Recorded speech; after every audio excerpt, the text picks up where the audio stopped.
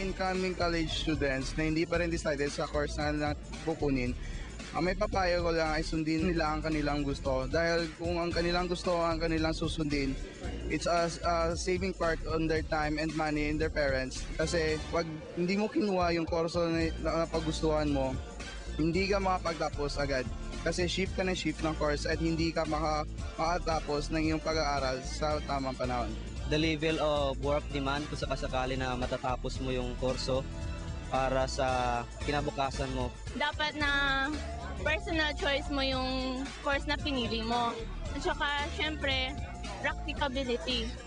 At saka dapat tingnan mo din yung financial status ng family mo kung kaya kanilang paaralin. Sila dapat ay magkaroon ng totoong interes sa kanilang mapipiling kurso. Kasi kung wala kang interes dyan, talagang walang mangyayari sa'yo. Chances are, hindi mo siseryosuhin yung pag-aaral mo. And at the same time, siguro yung one of the most important is that yung capacity ng parents mo in terms of financial matters.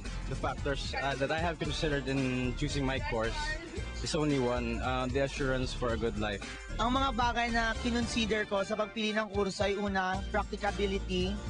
Pangalawa, service to humanity and to the social welfare.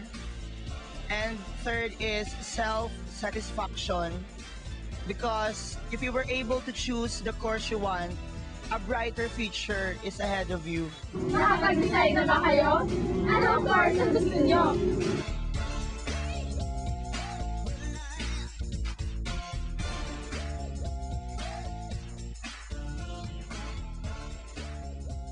Ang Kabataan Express ay hatid sa inyo ng UNICEF.